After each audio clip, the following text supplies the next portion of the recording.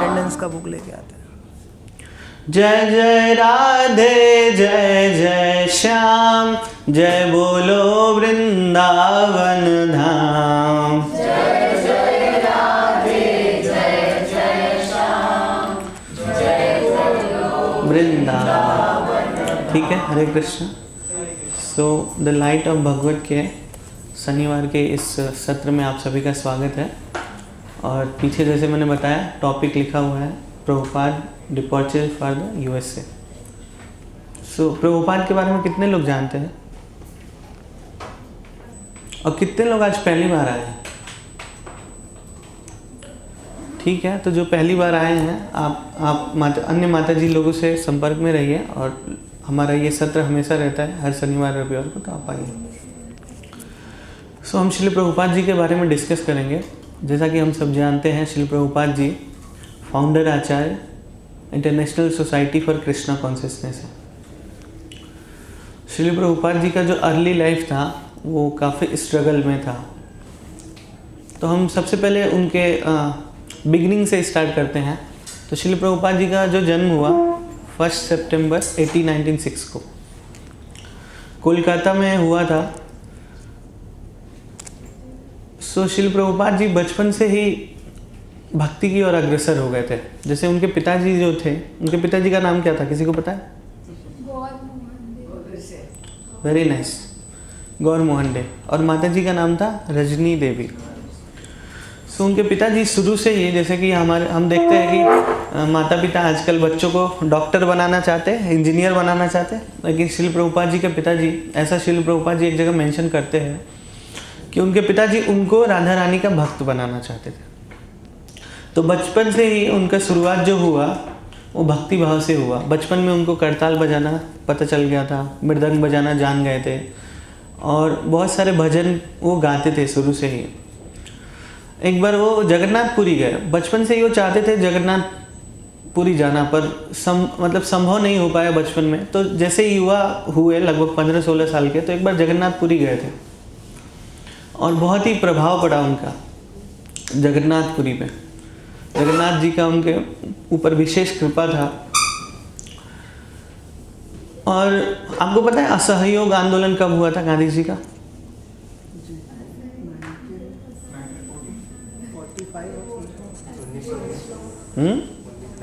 ठीक है, 1922 में हुआ था। उसी समय चल रहा था। आपको पता है कि श्रील प्रभुपाद जी 1896 में हुए और उस समय भारत में कैसा दौर था? अंग्रेजों का शासन था, ब्रिटिश गवर्नमेंट। और पूरे देश में एक ही बात चलती थी, हर जगह यही चर्चा रहता था कि कब अंग्रेज इस देश से वापस जाएंगे। और श्रील प्रभुपाद जी उसी माहौल में पले बढ़े और बड़े हुए। और वो भी चाहते थे कि वो अंग्रेजों को भारत से भगाने के एक हिस्सा बने। और बचपन में वो गांधी जी को बहुत मानते थे, गांधी जी को फॉलो करते थे। आज भी हम बहुत सारे लोग हैं ना, नेता को फॉलो करने लगते हैं। जो सीएम नहीं बना रहता है उसको फॉलो करते हैं, सीएम बनने के बाद गाली देना शुरू करते हैं। आज भी है ऐसा, है ना? सीएम पीएम जो भी बोलो आप, या फिर छोटा मोटा जो कुछ भी बोलिए। सो वो गांधी जी को बहुत फॉलो करते थे और वो भी भगाना चाहते थे अंग्रेजों को। और 1922 में वो उसी आंदोलन में जुड़ गए, ऑफिशियली जुड़ गए। पहले भी वो फॉलो कर रहे थे पर ऑफिशियली जुड़ गए।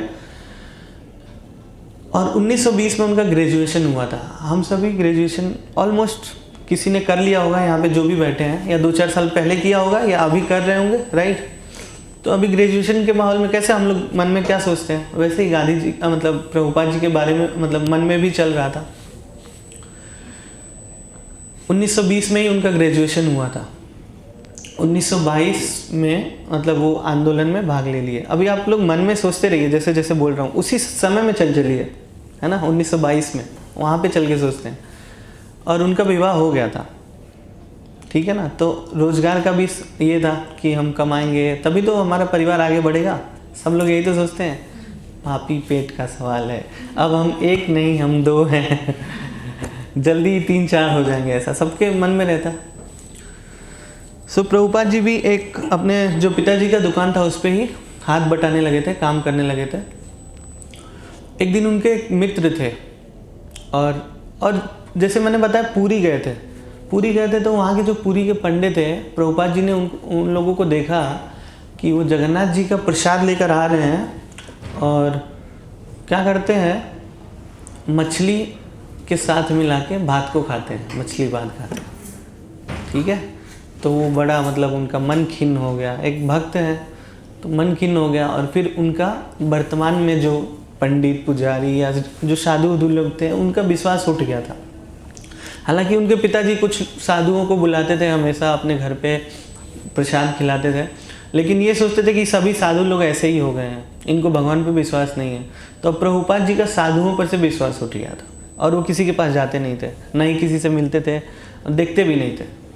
लेकिन उनके एक मित्र थे, तो जब वो कोलकाता में ही रह रहे थे तो उनके मित्र ने एक बार उनको कहा कि चलो एक साधु आए हैं और चल के उनसे मिला जाए। तो प्रभुपाद बोले नहीं नहीं मैं नहीं जाऊंगा। उस समय उनको बोलते थे अभय बाबू, क्योंकि उनका नाम अभय चरण डे था। लोग उनको बंगाल में कैसे बोलते हैं, बाबू, अभय बाबू, तो अभय बाबू। तो उनके मित्र उनको लेके जाना चाहते थे, अभय बाबू चलिए ना चलिए ना, बहुत मतलब उनसे रिक्वेस्ट कर रहे थे।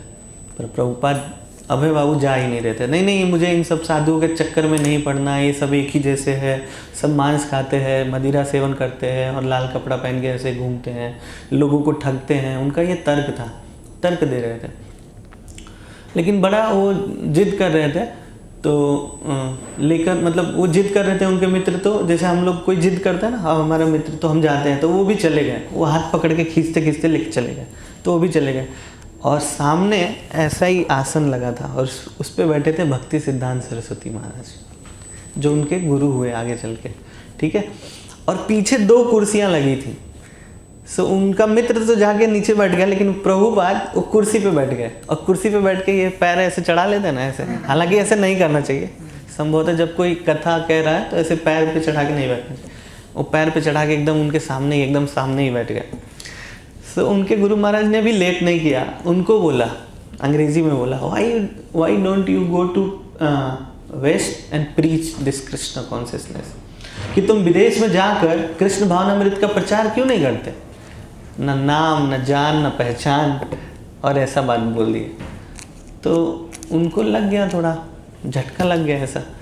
तो पर तुरंत ही उन्होंने सवाल पूछ दिया, क्योंकि ये सोचे थे कि तर्क के द्वारा हम किसी साधु से बातचीत करेंगे। अभी हम लोग भी सोचते ना, ओए साधु मैं ये सब मानता नहीं। अभी तो यहाँ पे जो लोग आ रहे हैं वो तो समझते हैं, लेकिन बाहर में मेरा खुद ही 5-7 साल 10 साल पहले ऐसा माहौल रहता था, किसी को मानते नहीं थे हम लोग, बोलते नहीं नहीं ये सब झूठ है, तर्क पोजीशन में रहते हैं अहंकार की वजह से। तो प्रभुपाद जी बोले नहीं नहीं नहीं नहीं ये सब नहीं, अभी तो हमारा देश गुलाम है, हम क्यों विदेश में जाएं, लोग हमको क्या पूछेंगे, क्या बोलेंगे ऐसा। तो भक्ति सिद्धांत महाराज ने उनको अच्छे से समझाया कि इस समय देश हमारा गुलाम है ना, विदेशी हुकूमत है, कल आज़ाद हो जाएगा, कल कोई और शासन करेगा। और कल कोई और शासन कर रहा था, अंग्रेजों के पहले कितने लोग आए, शासन किए चले गए। ये शासन व्यवस्था है ना, बदलती रहती है, और हम देख रहे हैं हर 5 साल में सरकारें बदल जाती हैं। 5 साल क्या, विदिन 5 ईयर बदल जाता है ना, तो कोई दूसरा रूल करता है। खैर आजकल के जो लीडर हैं वो लीडर तो है नहीं, तो उन्होंने उनको समझाया, फिर उनको समझ में आया ये बात कि हाँ कुछ तो सही है। और पहली बार ऐसा हो गया कि प्रभुपाद किसी से तर्क में हार गए। तर्क में हारते नहीं थे वो, स्कूल के समय से ही तर्क में किसी से हारते नहीं थे। तर्क में हार गए तो उनको बड़ा थोड़ा डाउन हुआ। फिर बाद में जाके घर पे बहुत सोचने लगे, और फिर सोच लिया, मन ही मन बना लिया कि ही विल बी माई गुरु। उन्होंने मन में ये बना लिया। तो उसके ठीक है 11 साल बाद 1933 को, मतलब वो अपने गुरु महाराज से मिले, एक बार वृंदावन में मिले, और फिर वो प्रयाग आ गए थे। प्रयाग में उन्होंने प्रयाग फार्मेसी की स्थापना की। आपको पता है ना, श्रील प्रभुपाद दवाइयाँ बनाते थे, पता है, ही वॉज अ केमिस्ट। तो प्रयाग में आ गए, और संयोग से जो भक्ति सिद्धांत महाराज के 64 गौड़ीय मठ थे, उसमें से एक मठ प्रयागराज में था, और उसको बनवाने में श्रील प्रभुपाद जी ने उस समय सहायता की, मंदिर बनवाने में। तो उस समय से ही वो सेवा में लग गए थे। और ऐसे करते करते 1936 का समय आ गया था, 1935-36 का समय आ गया था। लेकिन उसके पहले 3 साल पहले ही वृंदावन में उनका दीक्षा हो गया, और उनका नाम पड़ा अभय चरणार भिंड। उनके गुरु महाराज ने उनको दीक्षा दिया और फिर श्रील प्रभुपाद जी अपने व्यापार को आगे बढ़ाना चाहते थे और वो मुंबई में आए थे। मुंबई में भी उन्होंने अपना एक जो है खोला था, जो उसका एक शाखा खोला था, जो प्रयाग फार्मेसी है उसका शाखा उन्होंने कई जगह खोला था। लखनऊ में, कानपुर में, प्रयाग में, बम्बई में, हाँ एक दो जगह और खुला था उधर उत्तर प्रदेश में ही। लेकिन एक जिधर एक साइड में आते थे तो दूसरा वाला घाटा में हो जाता था, बंद हो जाता था। एक ही थे तो कहाँ जाएंगे। तो लेकिन अपने व्यवसाय को आगे बढ़ाना चाहते थे, बड़ा करना चाहते थे। लेकिन जैसे ही एक जगह आते दूसरा बंद हो जाता था। मुंबई में आए तो फ़ोन आया कि तार आया कि लखनऊ का बंद हो गया है। तो ऐसे ही भागते रहते थे। तो ऐसे ही मुंबई में आए हुए थे, रुके हुए थे और अपने गुरु महाराज को उन्होंने पत्र लिखा कि मैं तो इसी भाग दौड़ में फंसा हुआ हूँ और मैं आपके लिए कुछ कर नहीं पा रहा हूँ, क्या करूँ आपके लिए। तो उनके गुरु महाराज ने उनको पत्र लिखा कि पत्र वापस लिखा उधर से और कहा कि आपके पास जब कुछ पैसे मिले तो आप उसको पुस्तकें छापिए और उसका वितरण करिए। तो पहली मुलाकात में उन्होंने कहा था कि तुम विदेश में जाओ और प्रचार करो। अब जब वो पत्र वापस मिला, उसके पत्र के कुछ मतलब अभी पत्र मिला नहीं था वापस, लेकिन उसी बीच में उनको पता चला कि उनके गुरु महाराज ने शरीर त्याग दिया है। श्री प्रभुपाद को बहुत झटका लगा। लेकिन अभी पत्र बाद में मिला और बाद में मिला तो उसमें इंस्ट्रक्शन लिखा हुआ था। तो 1936 को I think so, I am not sure, that's why I didn't mention. 1936 में हुआ था, एक बार चेक कर लेना। सो 1936 में ऐसा हो गया। अब श्री प्रभुपाद जी को बहुत बड़ा झटका लगा और उसके एक साल पहले उनके पिताजी भी गुजर गए थे, ठीक एक साल पहले। तो अब श्री प्रभुपाद जी को बहुत एक तरीके से सदमा लगा, पर उनके सामने एकदम स्थिति स्पष्ट था कि उनके गुरु महाराज ने उनको आदेश दिया है। जैसे हम बोलते हैं ना, गुरु मुख पद्म वाक्य चित्ते करिया, ये सब।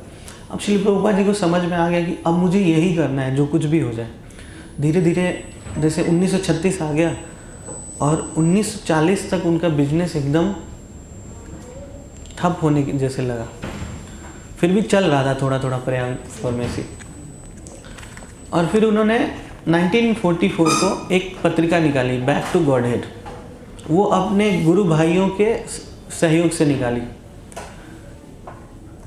सो बैक टू गॉड हेड आपको पता है अभी भी चलता है इस्कॉन में, दुनिया के सभी देशों में चलता है। जहाँ इस्कॉन, ऐसा तो कोई देश है नहीं जहाँ इस्कॉन नहीं है, लेकिन लगभग 80 भाषाओं में अभी भी वो छपता है, back to God head.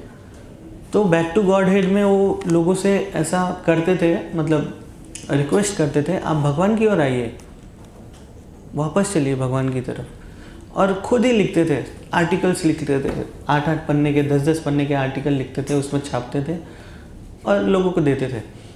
Ultimately उनका गोल क्या था? विदेश जाना और किताबें छापना और लोगों को बांटना। लेकिन वो बड़े पैमाने में कर नहीं पा रहे थे। ऐसे प्रयास करते करते उन्होंने झांसी में, एक बार क्या हुआ, झांसी में एक गवर्नर, जो महाराष्ट्र के गवर्नर थे उस समय, उनसे कांटेक्ट हो गया उनको। ऐसे ऐसे लोगों से मिले प्रभुपाद शुरू से ही। सो गवर्नर से मिले तो गवर्नर से मिलके उनका घर झांसी में था और झांसी में उनका एक बहुत बड़ा पुश्तैनी मकान, बहुत भारी, जैसे बंगलों के जैसे था, वो खाली पड़ा था। उसको ले लिया और उसको हेडक्वार्टर बना दिया, लीग ऑफ डिवोटीज। कोई था नहीं, बस एक ही शिष्य थे उनके, आचार्य प्रभाकर मिश्रा। उसको दीक्षा भी दे दिया तुरंत। वो आने लगे प्रभुपाद के पास, सेवा करने लगे, थोड़ा झाड़ू वाड़ू करने लगे। श्री प्रभुपाद ने कहा, you are my first disciple. उसको दीक्षा दे दिया, नाम दिया आचार्य प्रभाकर। तो वो सेवा करते थे। लेकिन उसकी वाइफ जो थी गवर्नर की, वो बहुत ईर्ष्यालु थी। और जब उसको पता चला ये सब चल रहा है तो बोली, नहीं नहीं, यहाँ पे महिला एसोसिएशन के लोग बैठेंगे, वुमेन एसोसिएशन। और अपने पति से झगड़ा करने लगी। पति कहाँ, क्या करेगा बेचारा। तो 1 साल में वो महिला एसोसिएशन को दे दिया वो जगह। तो श्रील प्रभुपाद वहाँ से निकल आए। आचार्य प्रभाकर को बोले थे कि मैं आपको बुलाऊंगा बाद में, यहाँ बंद नहीं हो रहा है। और वहीं से आके उन्होंने पत्रिका निकाली और दिल्ली में रहने लगे वो, छिप्पीवाड़ा में, जो आज इस्कॉन का मंदिर है वहाँ पे, इस्कॉन छिप्पीवाड़ा। कोई दिल्ली वाला होगा तो जानता होगा। सो वहाँ पे रहने लगे 5 रुपये पर मंथ के किराए पे, ठीक है। अपना बिजनेस का जो पैसा बचता वही किराया देते और वहीं पे रहते थे, बैक टू गॉडेड छापते थे और लोगों को बांटते थे। एक दिन क्या हुआ, जून का महीना था, बहुत ज़्यादा गर्मी थी और एक सांड आया, उनको उठा के पटक दिया। प्रभुपाद जी को उठा के बेहोश हो गए प्रभुपाद जी। तो जिस को मिलते थे वो तो बात करते थे, तो कुछ लोग जान भी गए थे। तो ऐसे ही एक संभ्रांत व्यक्ति थे, उनके दफ्तर में वो जाके देते थे पत्रिका, तो वो देखे कि सांड ने अभी उठा के पटका है। सांड मतलब समझ रहे हो ना, बुल। तो फिर उन्होंने देखा, उनका जाके इलाज कराया और वो बोले नहीं स्वामी जी आप आराम करिए, आपको आराम की ज़रूरत है। लेकिन श्रील प्रभुपाद बोले नहीं हमको आराम नहीं करना है, बहुत सारा काम है। और फिर से उठाया बैक टू गॉडेड, 1 घंटे बाद फिर से बांटने लगे, रुके नहीं। ऐसा जज्बा, मतलब उस समय उनको डेडिकेशन ऐसा था। और ऐसे ही करते करते 1950 का दशक आ गया और श्रील प्रभुपाद वृंदावन आ गए। वृंदावन में आके जहाँ पे वंशी भट्ट है, ये जो है ना इमली तला आप लोग गए हो? इमली तला के पास ही 2 रुपए के मासिक किराए पे एक कमरा लेकर वो रहने लगे, वृंदावन में रहने लगे 1950 के दशक में। और फिर कुछ दिन ऐसे ही रहे तो रोज़ राधा दामोदर मंदिर में जाते थे। आप वृंदावन कभी जाइए तो आपको ये पता चलेगा, राधा दामोदर मंदिर। तो राधा दामोदर मंदिर में जाते थे रोज़ दर्शन करने के लिए। तो वहाँ के जो पुजारी थे एक दिन बोले, स्वामी जी आप यहीं पर क्यों नहीं रुक जाते, हमारे वहाँ एक कमरा है, मैं आपको दे देता हूँ। तो प्रभुपाद बोले बहुत अच्छा, क्योंकि राधा दामोदर मंदिर है, वहीं पर श्रील रूप गोस्वामी की समाधि है। आज उन्हीं का तिरुभाव दिवस है, आपको पता है। तो वहीं राधा दामोदर मंदिर में आकर वो रहने लगे और वहीं पर रहे बहुत दिनों तक। अगर कोई गए होगा तो उनका रूम अभी भी है और उनका किचन भी है, सब कुछ एज इट इज़ है, ठीक है। तो वहाँ पे रहने लगे और फिर वहीं पर उन्होंने श्रीमद् भागवत के 3 अध्यायों का 3 स्कंदों का प्रथम, द्वितीय और तृतीय का अनुवाद किया और वहीं दिल्ली छिप्पीवाड़ा में जाते थे। और बहुत लंबी कहानी, अगर कोई प्रभुपाद लीलामृत पढ़ेगा, मैं तो एकदम शॉर्ट में बोल रहा हूँ तो पता चलेगा कि लाइक बहुत, मतलब मैं ऐसे भाग रहा हूँ, कथा मतलब कुछ है नहीं, बस ऐसे बता रहा हूँ छोटा। लेकिन अगर आप प्रभुपाद लीलामृत कोई पढ़ेगा तो रोने लगेगा, इतना संघर्ष है। तो वहाँ पे रहने लगे श्रील प्रभुपाद और उन्होंने 3 स्कंद का पूरा अनुवाद कर लिया था। और लगभग अब समय हो गया था 1962-63 और फिर उन्होंने एकदम ये सोच लिया कि अब मैं जाऊंगा विदेश। मन में सोच लिया था, किसी को बोलते नहीं थे पर मन में सोच लिए थे। और फिर ऐसे ही गीता महोत्सव हो रहा था कुरुक्षेत्र में, ठीक है। जो लोग कथा जानते हैं तो एक गीता महोत्सव बाद में हुआ, जब वो अमेरिका से आए तो वहाँ पे भी गए थे। तो उस समय कोई जानता नहीं था, ऐसे ही एक धोती पहने थे और ऐसे ही एक उत्तरी डाले हुए थे और डाल के, क्योंकि वहाँ पे बहुत भीड़ लगा था पर उनको तो कोई जानता नहीं था, पर वो चुपचाप जाके एक पेड़ के नीचे बैठे थे। तब तक एक लेडीज आती है, वो लेडीज़ का इंटरव्यू भी है, उनका नाम सुमति मोरारजी है। सुमति मोरारजी आती हैं और वो बहुत लाइक वेरी रिच, बहुत अमीर है। वो आती है और फिर उन्हीं से पूछती है कि आप यहाँ मतलब क्या कर रहे हो। तो प्रभुपाद ऐसे बोलते हैं, कुछ नहीं, ऐसे ही बैठा हूँ, ठीक है। तो बस इतना ही बोलते हैं, पर वो भी बैठ जाती हैं वहाँ पे, ठीक है। और फिर बात करने लगती हैं। तो श्रील प्रभुपाद पूछते हैं आपका क्या क्या है, कैसे है, बातचीत करते हैं, मतलब आधा घंटा बातचीत करते हैं। ये उनके बारे में पूछते हैं, वो इनके बारे में पूछते हैं। तो श्रील प्रभुपाद बताते हैं कलकत्ता में बिजनेस है, प्रयाग में बिजनेस है, मेरा भी बंद हो गया, अब मैं ऐसे ही घूमता हूँ, कुछ बता नहीं रहे, पूरा ऐसे ही बता रहे हैं। तो और ये सब बता दिया अपना कि मेरा एक शिप का बिजनेस है ना, ट्रांसपोर्टेशन का काम करते हैं, यहाँ से लेके विदेशों तक जाता है। तो पूछते हैं अमेरिका भी जाता है क्या? तो कहती है हाँ अमेरिका भी जाता है। तो फिर ऐसे चली जाती है, वो बातचीत ख़त्म हो जाता है लेकिन श्रील प्रभुपाद जी जाने से पहले पूछते हैं, अच्छा अगर आपसे फिर से मिलना हो तो कैसे होगा? तो वो अपना कार्ड देती हैं, अपने असिस्टेंट को बुलाती हैं, कार्ड देती हैं। तो जो असिस्टेंट आता है ना, चौकसी नाम रहता है उसका, मिस्टर चौकसी, तो वो चली जाती है लेकिन वो चौकसी से बात करने लगते हैं। अब चौकसी से बात कर करके एकदम परिचय बना लेते हैं, लाइक नॉर्मल बात पूछते हैं, उसके बारे में पूछते हैं, ऐसे ही बैठे हैं खाली तो पूछ रहे हैं बस। लेकिन यही बैकग्राउंड तैयार हो रहा था प्रभुपाद के अमेरिका जाने के पीछे। वो उस व्यक्ति से बातचीत करते हैं और पूरा पूछ लेते हैं कंपनी के बारे में, सब है ना, सब पूछ के रखते हैं। और फिर क्या होता है, वहाँ से चले आते हैं और आ जाता है 1965। अभी वो जो बुक जो प्रिंट होना रहता है, वो प्रिंटिंग के लिए भी उनके पास पैसे नहीं रहते, तो गोरखपुर में जाते हैं। आपको पता होगा गीता प्रेस के मालिक जो उस समय थे हनुमान प्रसाद जी पोद्दार, उनके पास जाते हैं। 6 रुपये के पूरा खर्चे में वो गोरखपुर जाते हैं और गोरखपुर से वापस आ जाते हैं वृंदावन। और वो भी उनको कोई बताता है कि आप जाइए, वहाँ पे आपका सहयोग होगा पुस्तकें छपवाने के लिए। तो जाते हैं और फिर सहयोग मिलता भी है। वो बताते हैं कि दिल्ली में जाइए और फिर प्रिंट करके एकदम बुक्स रेडी करवा लेते हैं। अब एकदम से परेशान हो, मतलब अंदर अंदर सोचते रहते हैं अभी क्या करना है। लोगों को मिलते हैं, बताते हैं हमारा बुक है, पर लोग ज़्यादा ध्यान नहीं देते हैं। ऐसे में करके एक बार वो मथुरा जी में ही घूमते रहते हैं, तो ऐसे ही एक अग्रवाल जी से भेंट होता है ऐसे ही, ठीक है। तो अग्रवाल जी से बातचीत होता है नॉर्मल। तो अग्रवाल जी बात बात में बताते हैं कि मेरा तो कोई है नहीं, एक बेटा है वो अमेरिका में है, ठीक है। अब प्रभुपाद जी तुरंत पकड़ लेते हैं अमेरिका में है। तो ऐसे कृष्ण एक्चुअली, जब हम कृष्ण की सेवा करना चाहते हैं तो कृष्ण लोगों को ऐसे ही भेज देते हैं। तो प्रभुपाद के दिन भर मन में तो यही सब चलता रहता है और तब तक वो मिल जाते हैं वो अग्रवाल जी से। तो अग्रवाल जी कहते हैं अच्छा ठीक है, आपका घर किधर है। तो फिर वो बताते हैं कि ये मंदिर से इतने हाथ पे मुड़ के जाएंगे। तो उस समय कुछ नहीं बोलते प्रभुपाद उनसे। फिर 2 दिन बाद उनके घर चले जाते हैं डायरेक्ट और फिर हालचाल बोलते हैं, फिर बात इधर उधर का करते हैं। और फिर अचानक से बोल देते हैं क्या आप अपने पुत्र से मेरे लिए एक लेटर लिखवा सकते हैं अमेरिका से। तो बोलते हैं नहीं ऐसा क्यों, मतलब डिनाई कर देते हैं टोटली। फिर प्रभुपाद 1 हफ्ते बाद फिर जाते हैं और जाते हैं और फिर वहीं पे बैठ जाते हैं। कहते हैं नहीं, आप लेटर लिखवाएंगे नहीं तब तक मैं जाऊंगा नहीं। तो फिर बैठे रहते हैं और फिर उनके सामने ही उनके पिताजी अपने पुत्र को पत्र लिखते हैं। उनका नाम रहता है गोपाल अग्रवाल। वो रहते तो मथुरा के हैं पर अमेरिका में जाके बस गए रहते हैं और वहीं एक अमेरिकन लड़की से शादी कर लेते हैं। उनका नाम शैली अग्रवाल। उनके वो मतलब लिखते हैं पत्र अपने पुत्र को और फिर प्रभुपाद चले आते हैं और आकर वो फिर से राधा दामोदर मंदिर में रहने लगते हैं। और फिर वो अपना पासपोर्ट बनवाते हैं। पासपोर्ट बहुत इजीली बन जाता है और पासपोर्ट बन के उनका मिल जाता है जून 1965 को उनका पासपोर्ट मिल जाता है। 10 जून को उनका पासपोर्ट आ जाता है।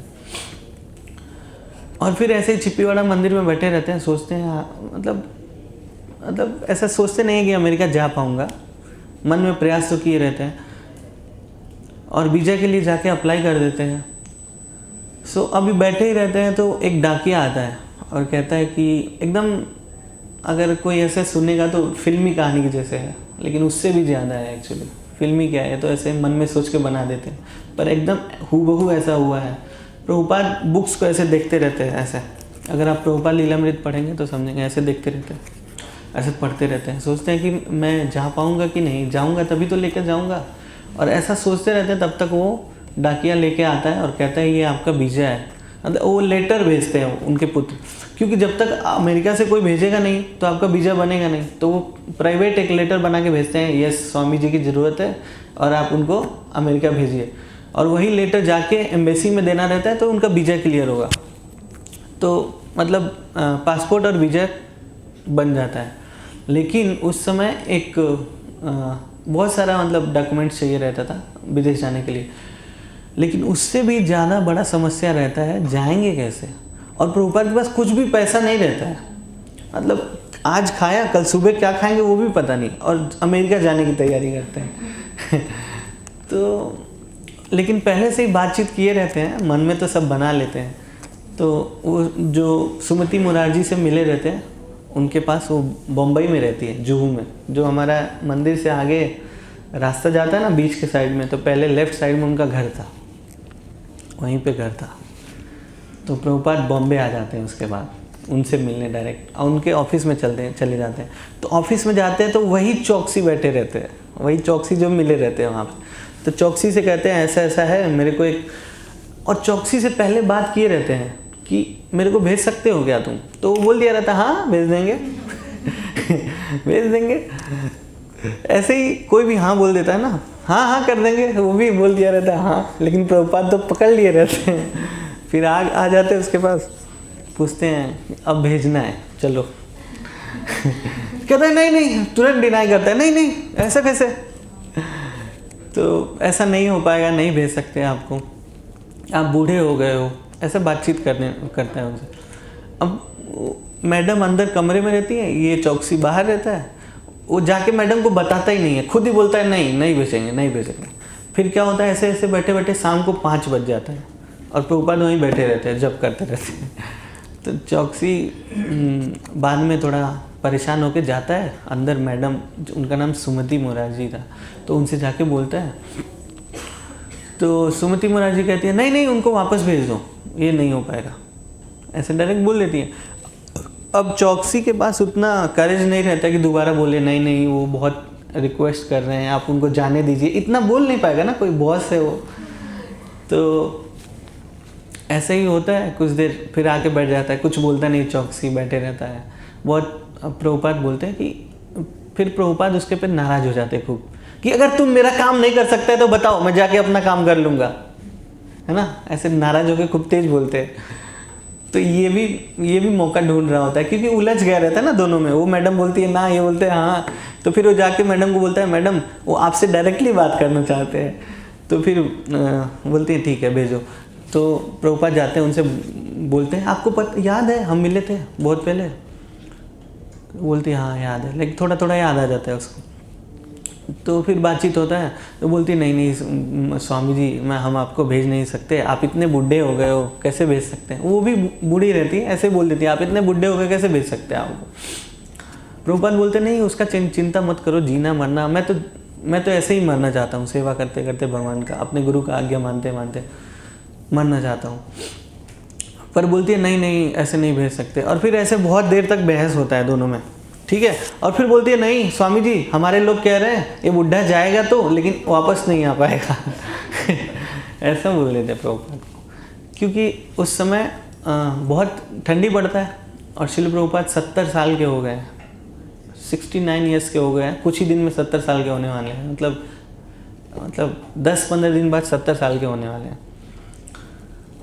तो बोलती है नहीं नहीं ये बुढ़ा जाएगा पर वापस नहीं आएगा। तो बोलते हैं कि प्रभुपाद फिर चुपचाप चले आते हैं बाहर और फिर एक बार वापस जाते हैं, फिर आके कुछ देर बैठे रहते हैं, कोई आ गया रहता है मीनवाइल, तो फिर वो बाहर आते हैं, फिर वापस जाते हैं और फिर वापस जाके ऐसे बातचीत होता है।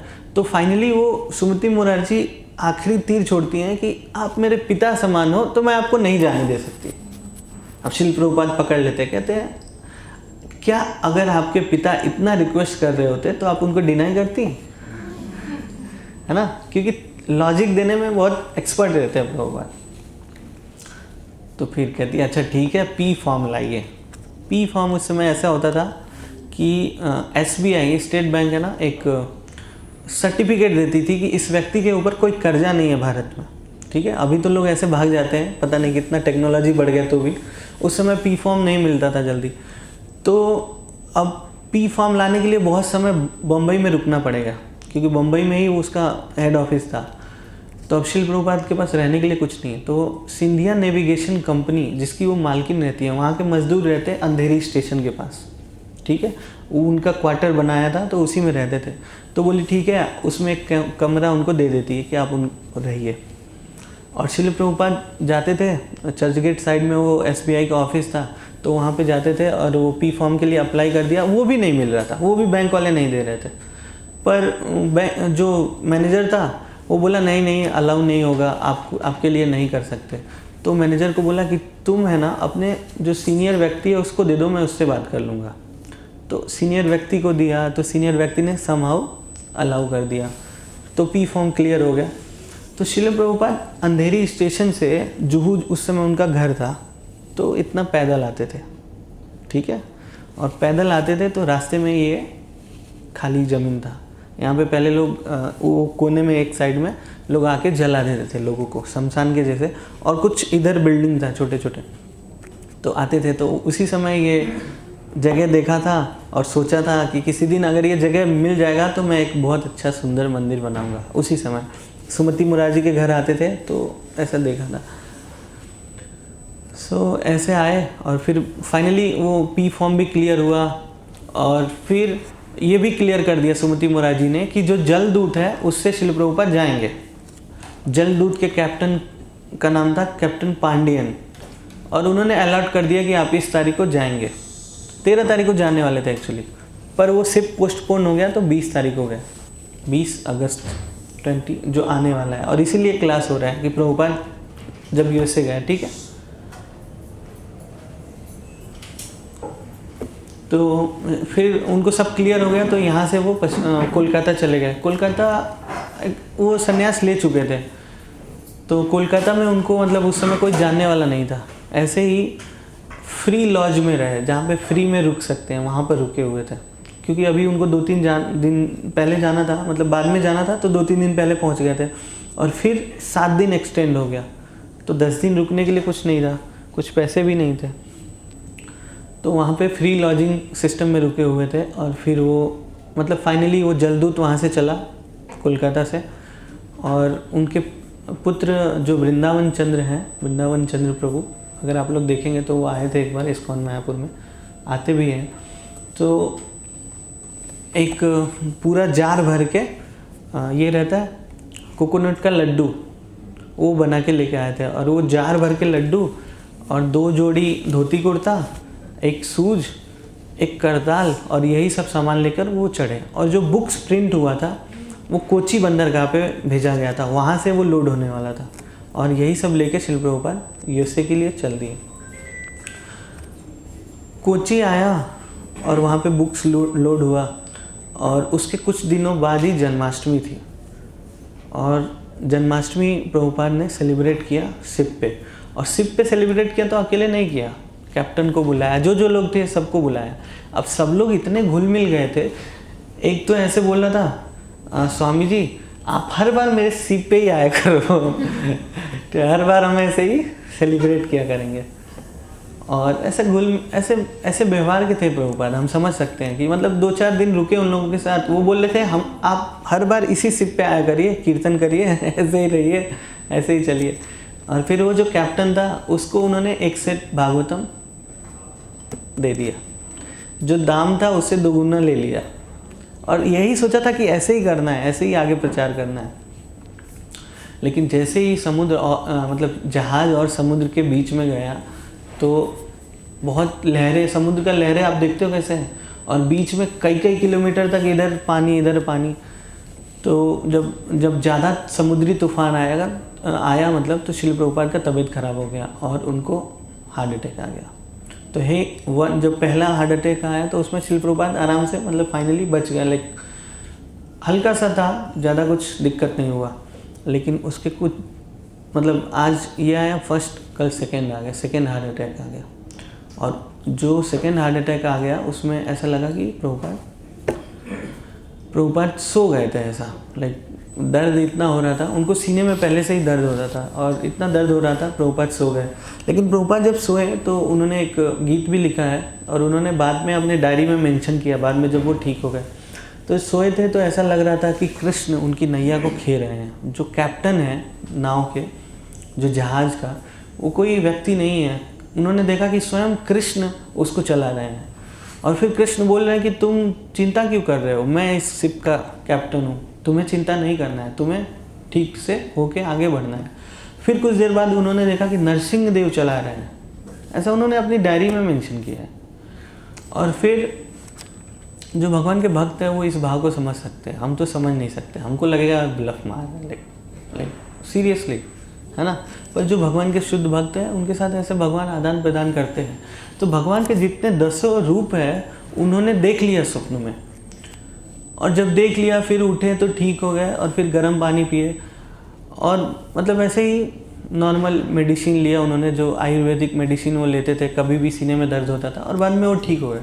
बाद में सोचे कि अब तो मैं बच के निकला हूँ, मतलब कभी भी फिर से हो सकता है, कुछ भी हो सकता है मेरे साथ। तो फिर उन्होंने एक ये लिखा है, भजन लिखा है, नचाओ नचाओ रे कृष्ण नचाओ। तुमको जैसे नचाना है कृष्ण नचाओ, मैं कुछ नहीं कर सकता। 70 साल का उम्र है, कभी भी जा सकता हूँ, ऐसा लिखा है उन्होंने, कभी भी जा सकता हूँ।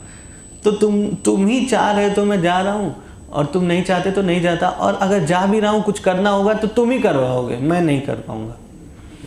37 दिनों की कठिन समुद्री यात्रा के बाद श्रील प्रभुपाद बोस्टन बंदरगाह पे पहुँचे थे, जो अमेरिका में है, और वहीं उसी बंदरगाह पे उतरे।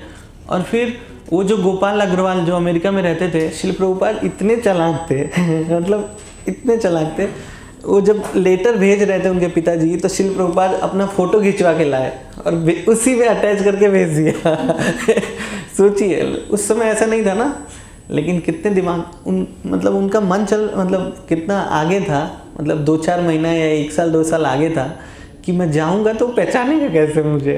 तो अपना एक तस्वीर ये करके भेज दिए थे, और एक पत्र भी लिखे थे कि ये जहाज मतलब ऐसे उतरेगा। उनको पता था, लाइक वहाँ का एड्रेस पता था जहाँ पे जाना था। लेकिन जब बोस्टन में उतरे तो वहाँ पे कोई लेने नहीं आया था, कोई जानने वाला नहीं था। हम अगर बहुत सारा ऐसा कहानी सुनते हैं ना कि मुंबई में CST स्टेशन पे उतरा और फलाना जगह पे खाया पिया, ऐसे सड़कों पे रहा, राइट। श्रील प्रभुपाद जी के साथ भी ऐसा ही था। बोस्टन बंदरगाह पे उतरे तो कोई जानने वाला नहीं था, कोई लेने वाला नहीं था। श्रील प्रभुपाद जी को पता नहीं था लेफ़्ट जाना है राइट जाना है, पर वहीं पे उन्होंने मतलब लोगों से बातचीत किया, आगे बढ़े, और फिर वहाँ से उनके एड्रेस पे पहुँचे गोपाल अग्रवाल के। और गोपाल अग्रवाल के घर पे जब पहुँचे तो उनकी वाइफ जो थी वो तो विदेशी थी, और गोपाल अग्रवाल भी ऑलमोस्ट विदेशी हो गए थे। उनका एक लड़का भी था। तो वो सैली अग्रवाल बता रही थी कि उनका लड़का 1 साल का हो गया था जब स्वामी जी पहुँचे, और जब स्वामी जी कमरे से अंदर आए थे उस समय सैली अग्रवाल सिगरेट पी रही थी। लेकिन सैली अग्रवाल बोली कि पता नहीं क्यों ऐसा हुआ, मैंने उनको देखा तो सिगरेट पीछे कर लिया और फिर बाद में जाके बुता दिया, और फिर उनसे बातचीत करने लगी। तो मतलब उनके बेटे को पता था गोपाल को कि लाइक साधु लोग कैसे होते हैं। उनके घर में पूरा किचन नॉनवेज वगैरह था, ऐसा माहौल था जिनके घर रुकने वाले थे।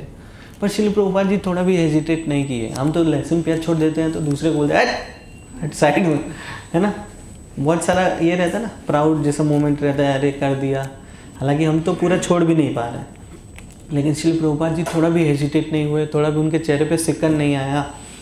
और फिर मतलब उन लोग से बातचीत किए और फिर स्वयं प्रसाद बनाया। और ऐसा सिचुएशन पहले दूसरे दिन था कि साइड में नॉनवेज रखा हुआ था, प्रभुपाद इधर प्रसाद बनाए। लेकिन ऐसा हुआ कि दाल चावल सब्जी रोटी बनाए, पकौड़ी बना दिए, है ना। पकौड़ा पता है ना आपको, इतना बना दिया और भोग लगाए, और सैली अग्रवाल को भी दिए खाने के लिए। गोपाल को तो पता ही था तो वो खाए, और सैली अग्रवाल पहले दिन खाई तो बस बोली अब यही खाऊंगी मैं। तो फिर दूसरे दिन क्या हुआ, पूरा किचन क्लीन हो गया, नए बर्तन आ गए, सब कुछ नए। और श्रील प्रभुपाद ये लेके गए थे, टिफ़िन लेके गए थे। वो टिफ़िन प्रभुपाद क्वार्टर में रखा है, किसी ने देखा है क्या, है ना। तो वो टिफ़िन भी लेके गए थे, उसी में पकाते थे। पर अब नए बर्तन आ गए और प्रभुपाद अगले 1 महीने वहीं पर रुके थे। और ऐसे ही हुआ। और फिर मतलब उसी दिन रात को जो वो लड़का था गोपाल अग्रवाल का, वो 1 साल हो गया था पर वो चलता नहीं था। तो श्रील प्रभुपाद पूछे कि लाइक ये चलता नहीं है, तो बोले नहीं अभी नहीं चलता है। तो फिर श्रील प्रभुपाद उसको है ना ऐसे दोनों हाथ पकड़े और ऐसे खड़ा किए। तो सैली अग्रवाल बोलती है कि मतलब मेरे लड़के को पहली बार किसने खड़ा किया। वो 35 साल के हुए थे तो आए थे। लाइक वो लड़का जो है अभी भी लाइक इस्कॉन से कनेक्टेड है थोड़ा, लेकिन उतना भी नहीं। वो आए थे यहाँ पे जुहू, खड़ा किए और चलाए ना। तो श्रील प्रभुपाद ऐसे खड़ा कर दिए और फिर दूर जाके बैठ गया, बोले आओ आओ आओ आओ ऐसे कर रहे, और वो चल दिया। तो अब सैली अग्रवाल एकदम पूरी तरीके से ये हो गई थी, घर में सिगरेट नहीं, सब कुछ क्लीन तो ऐसे चल रहा है। और फिर वहीं से श्रील प्रभुपाद रुकते नहीं थे, कभी भी लिखना बंद नहीं करते थे। वहाँ पे गए थे, उसी 1-2 दिन में उन्होंने वहाँ की जितनी सारी यूनिवर्सिटी थी, बड़े बड़े लोग थे, पेपर देखते थे, उसमें कटिंग लेके सब लोगों को पत्र लिखते रहते थे कि मैं इस पे बोल सकता हूँ, ऐसा कर सकता हूँ, है ना। और धीरे धीरे वहाँ के लोग उनसे मिलने आने लगे। और एक दिन ऐसा हुआ कि वहाँ का जो यूनिवर्सिटी था यूनिवर्सिटी का वो जो प्रोफेसर था उसने फ़ोन किया डायरेक्ट वो शैली अग्रवाल के घर पे, और शैली अग्रवाल बोली आए हुए 10 दिन नहीं हुआ यूनिवर्सिटी से इसको फ़ोन आ गया। तो वो लोग बहुत आश्चर्यचकित हो रहे थे कि कौन है ये, कहाँ से आया, लाइक वो लोग सोचते थे। और प्रभुपाद बहुत उदारपूर्वक बोलते थे, मैं कृष्ण का संदेश यहाँ पर देने आया हूँ, धीरे धीरे बोलते थे। लाइक लोग हल्के में लेते हैं ना आपको, वैसे ही हल्के में लोग लेते थे। प्रभुपाद हल्के तो थे नहीं, बहुत बड़े मिशन का प्रचार करने के लिए गए थे। और फिर मतलब आप अगर आप देखोगे तो पता चलेगा आपको, जब प्रभुपाद लीलामृत पढ़ोगे तो कैसे एक एक करके एक एक तार जुड़ा उनका। फिर वो यूनिवर्सिटी में गए थे लेक्चर देने, फिर वहाँ पे लेक्चर दे रहे थे तो ऐसे ही साइड में एक ऐसा व्यक्ति बैठा था जो भारत का था और प्रभुपाद के विरोधी विचारधारा का था। वो भगवान को नहीं मानता था, योग वगैरह को मानता था, योगी टाइप का व्यक्ति था वो। तो उसने चैलेंज कर दिया, प्रभुपाद आप जो बोल रहे हो, लाइक स्वामी जी आप जो बोल रहे हो गलत है, ऐसा बहुत विरोधी तर्क दे दिया प्रभुपाद के। लेकिन फिर बाद में बोला, फिर बाद में आके मिला तो पूछा आप कहाँ रहते हो। प्रभुपाद ने बताया ऐसे ऐसे है। तो फिर बोला आप मेरे साथ क्यों नहीं रहते। वो सोचा कि जब ये मेरे सामने आएंगे, जब मैं इनको हराऊंगा तो हमारे जो लड़के हैं देखेंगे तो उनको और मज़ा आएगा ऐसा सोच के वो प्रभुपाद को अपने घर पे लेते आया। लेकिन जब अपने घर पे लेके आया तो उसको जॉन्डिस हो गया कुछ दिनों बाद तो प्रभुपाद देखे उसका जीवनचर्या, तो बाहर से ही खाता था, कुछ भी खाता था। प्रभुपाद जब उसके घर पे आए, दाल चावल रोटी सब्जी बनाए, और संयोग से वो भी एक मिश्रा था जिसके वहाँ रुके थे। दाल चावल रोटी सब्जी जब बना के खिलाए तो कुछ दिन में वो ठीक हो गया तो प्रभुपाद जी का बहुत एहसान मानने लगा। लेकिन विचार इतना विरोधी था, कोई भी जो भक्त नहीं है उसको भक्त बनाना बड़ा मुश्किल है। प्रभुपाद जी उसको आखिरी तक समझाते रहे पर वो भक्त नहीं बना। लेकिन उसकी वजह से वो क्या है ना, योगा क्लास चलाता था, ठीक है, और उसमें बहुत सारे उसके स्टूडेंट्स आते थे। अब वो श्रील प्रभुपाद जी से तर्क करता था उन लोग के सामने, और श्रील प्रभुपाद को बोलता नहीं यू आर रॉन्ग। अब बहुत सारे स्टूडेंट प्रभुपाद के फेवर में हो गए ऐसा हो गया, मतलब प्रभुपाद ऐसा बात करते थे। तो वो तो भक्त नहीं बना, लेकिन प्रभुपाद को बहुत सारे स्टूडेंट मिल गए। अब जब ये देखा कि मेरे बच्चे उनके तरफ जा रहे हैं, सोचा कि इनको भगाओ नहीं तो मेरा बिजनेस क्लोज। तो फिर उनको हटा दिया। लेकिन वहाँ एक लड़का मिला जो अमेरिकन ही था। अब वो श्रील प्रभुपाद जी से इतना प्रभावित हो गया कि वो श्रील प्रभुपाद जी को अपने घर पे लेकर आया। लेकिन वो है ना LSD लेता था। LSD पता है ना आपको, ड्रग्स होता है, बहुत बहुत डेंजर ड्रग्स होता है। LSD लेता था, फिर सुई लगाता था ऐसे ऐसे। तो श्रील प्रभुपाद जी उसके पास बहुत दिन तक रुके थे। लेकिन एक दिन रात को क्या हुआ, मतलब उसके साथ किसी ने कुछ गलत कर दिया। तो एक दिन क्या हुआ, रात को उसने बहुत सारे ड्रग्स एक ही साथ ले लिए और हथौड़ी लेके श्रील प्रभुपाद जी को मारने के लिए दौड़ा। अब श्रील प्रभुपाद जी के पास टाइपराइटर जो चीज़ें थी कुछ वहाँ पे छोड़ा और कुछ पकड़ के लेकर भागे, ऐसा हो गया। तो ऐसे ही श्रील प्रभुपाद जी 1 साल तक संघर्ष करते रहे। और फिर कुछ लोग मिले, मतलब इक्का दुक्का, मतलब 20-25 लोग मिले जिन्होंने उनको हेल्प किया। और वो 26 2nd एवेन्यू पता है ना आपको, मैचलेस गिफ्ट एक शॉप हुआ करता था, ठीक है। वहाँ पे जितने सारे लोगों के पास कुछ ऐसा कचरा रहता था या कुछ यूनिक रहता था तो वहाँ पे लाके रख देते थे, और फिर वहाँ से जिसको चाहिए था खरीद के लेके जाते थे। पर वो शॉप बंद हो गया। तो वो शॉप जो है श्रील प्रभुपाद जी को भाड़े पे मिला। तो श्रील प्रभुपाद जी वहाँ पे भाड़े पे लेके रहने लगे, और फिर वहीं पे वो एवरी सैटरडे और संडे को क्लास करने लगे, जैसे एक क्लास चल रहा है। और ऐसे ही लोग आते थे, तो कोई उसमें ड्रग लेके आ जाता था, तो कोई कुछ शराबी रहता था, तो कोई कुछ भी ऐसे नंगे धड़ंगे भी आ जाता था।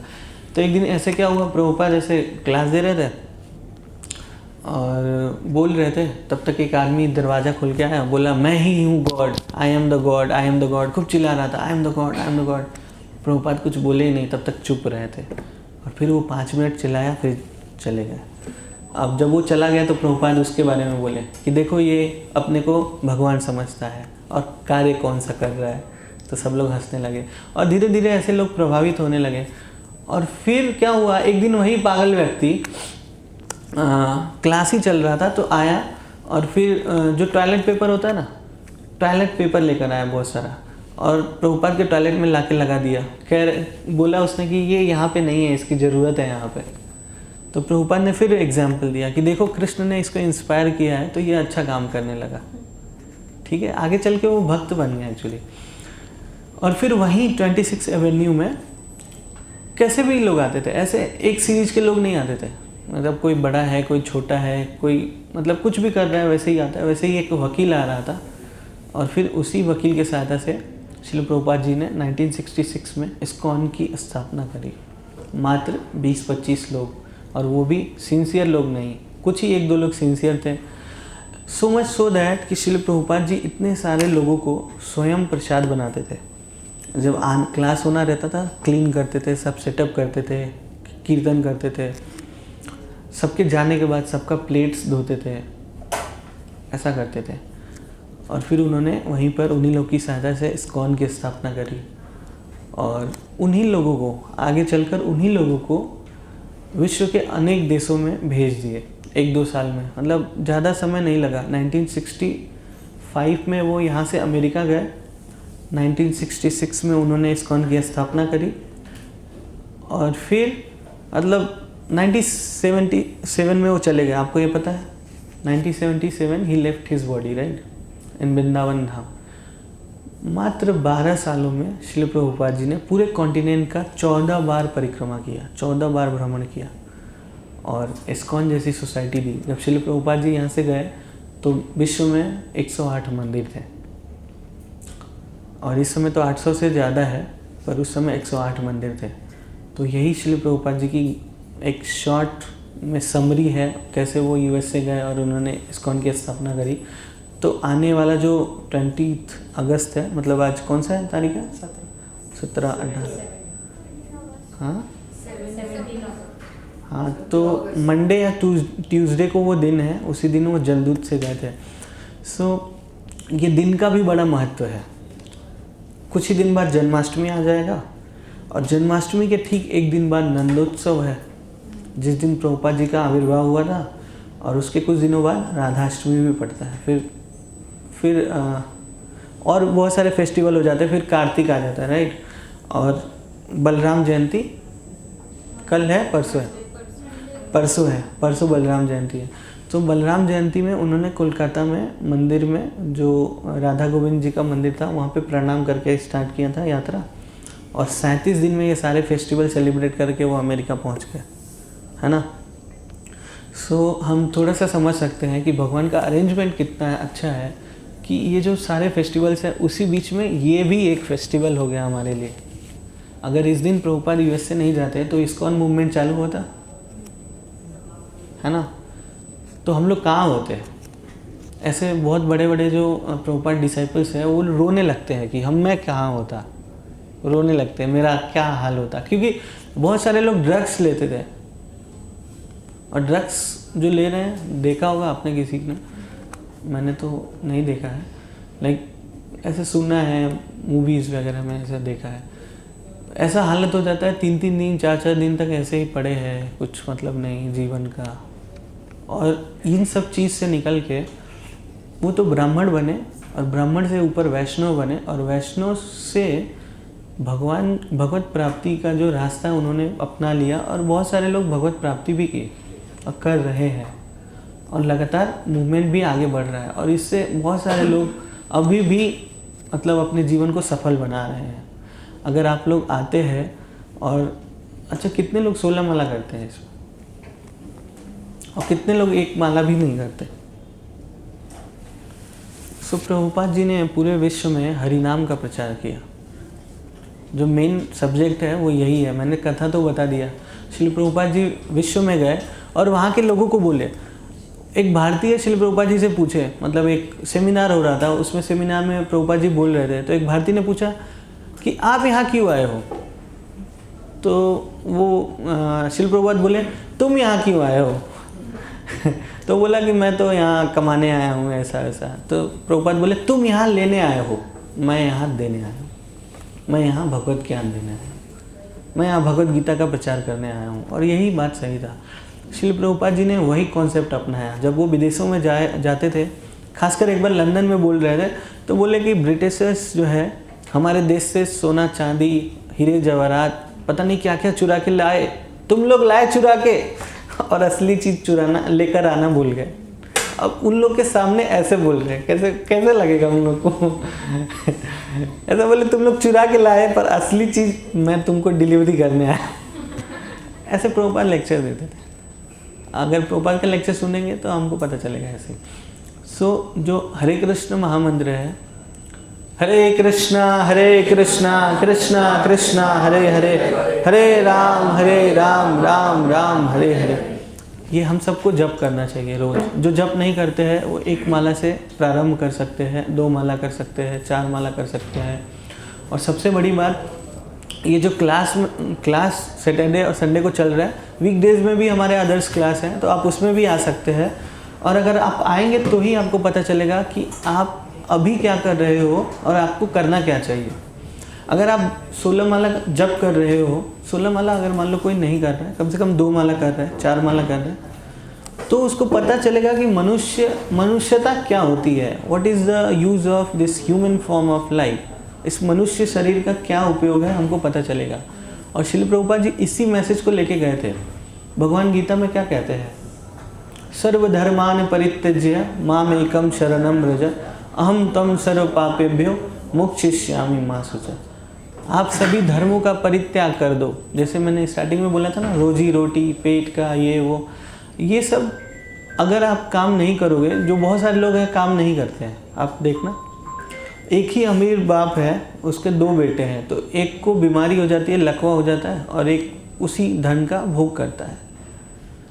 तो ये जो भी आपके जीवन में चल रहा है वो ऑलरेडी डेस्टिनाइड है, पर जो फ्री विल मिला है उससे आप भक्ति कर सकते हो।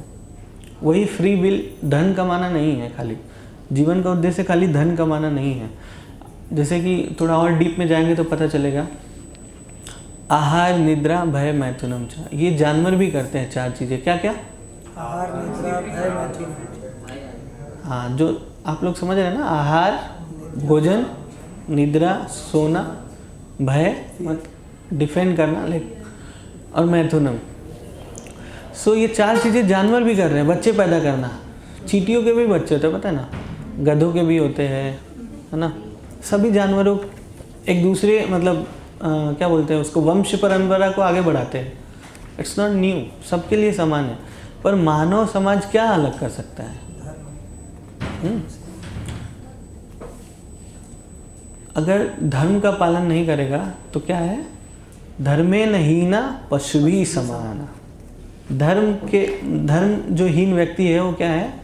पशु है, स्टैंडर्ड एनिमल, है ना। सो आप लोग तो बहुत पुण्य आत्मा है, धर्म आत्मा है, तभी इस सभा में आए हैं। यहाँ पे जो आया वो साधारण नहीं है। देखिए बम्बई में कितने करोड़ों लोग हैं, राइट।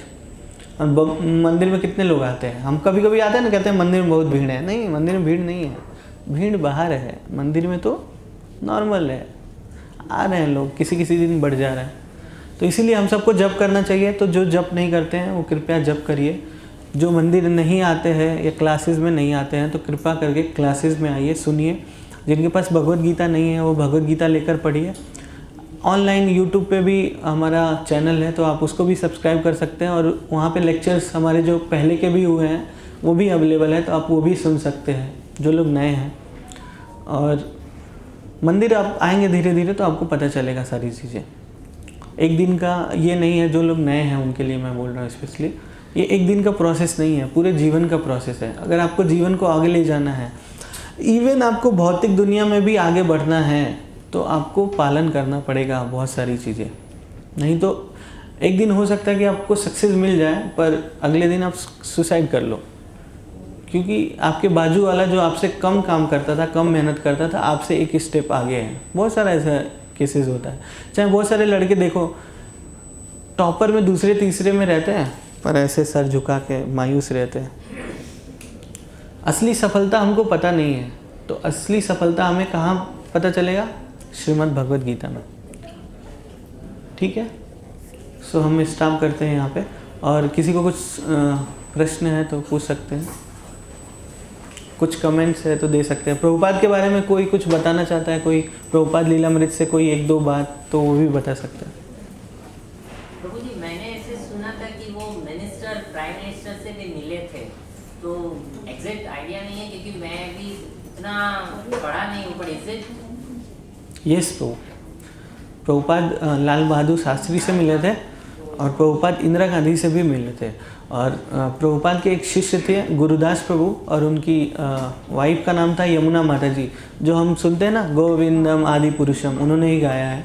सो यमुना माता जी और गुरुदास प्रभु जो है वो इंदिरा गांधी से बहुत क्लोज थे, सो मच सो दैट कि गुरुदास प्रभु बोलते थे Indira do this do that, हाँ, और इंदिरा गांधी भी उनको बोलती थी Gurudas Yamuna where are you, like ऐसे ऐसे रिलेशन था उस समय।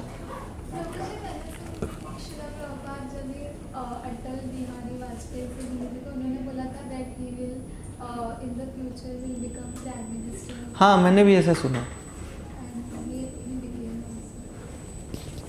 Yes Atal Bihari Vajpayee I am not sure but he met Giani Zail Singh. Giani Zail Singh president थे पंजाब में। एक बार शिल प्रभुपाद एक पंडाल प्रोग्राम कर रहे थे पंजाब में, तो वहाँ पे भगवत गीता भी रखा हुआ था और ज्ञानी जैल सिंह उस समय एक नॉर्मल लीडर थे।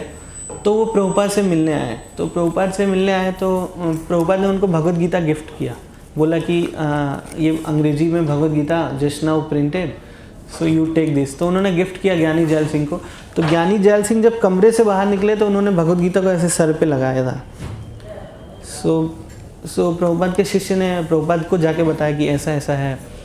सो प्रभुपाद बोले कि he has so much respect for Bhagavad Gita so he will be on the top post one day. So later on Gyani Jail Singh become the president of India. Maybe if you see the list of president, Gyani Jail Singh is there.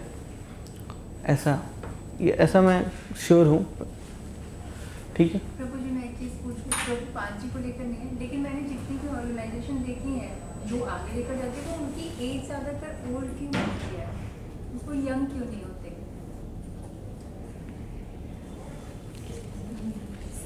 Okay, let me tell you one thing. I don't know I should say this or not, but there is a say in English that old wine is something, you know.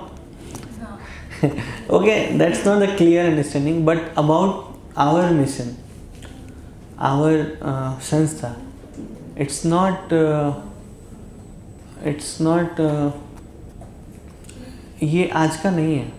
Even Srila Prabhupada जी बोलते हैं कि जो international Society for Krishna consciousness है, वो नाम भी है ना एक जगह पे वो कहीं से उठाया है उन्होंने, जो भक्ति सिद्धांत महाराज अपना उसको संस्कृत में कुछ नाम दिए थे, ठीक है, और बाद में वो जो नाम रखे श्रील प्रभुपाद जी अगर वो मैच करते हैं तो वो वही नाम था जो भक्ति सिद्धांत महाराज ने रखा था, ठीक है।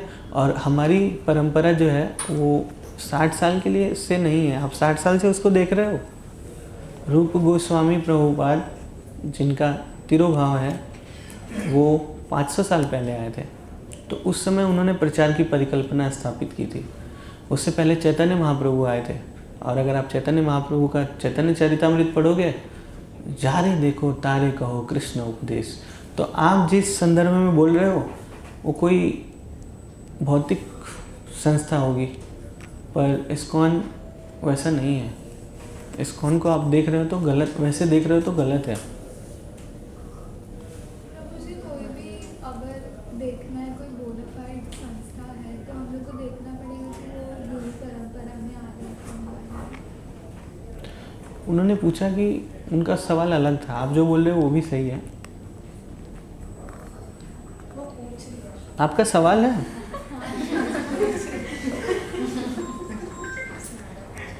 ठीक है, पूछिए। मतलब प्रभु जी, जैसे बहुत सारे ऑर्गेनाइजेशन हैं तो बहुत बार लोग भी यही बोलते हैं कि ये जो इस्कॉन भी है वो यही है, तो हम लोग को अगर मतलब रीज़न देना है कि नहीं क्यों अलग है, तो यही है ना कि जो इस्कॉन है वो मतलब आज से कुछ साल पहले की शुरू हुई, ये जो हमारी गुरु शिष्य परंपरा है वो वहाँ से स्टार्ट हो रही और कैरी फॉरवर्ड हो रही। तो 4 संप्रदाय आपको पता है ना? हाँ, तो वो भी है। तो चारों संप्रदाय में जो लोग हैं वो बोनाफाइड है, राइट। सो एक अपना है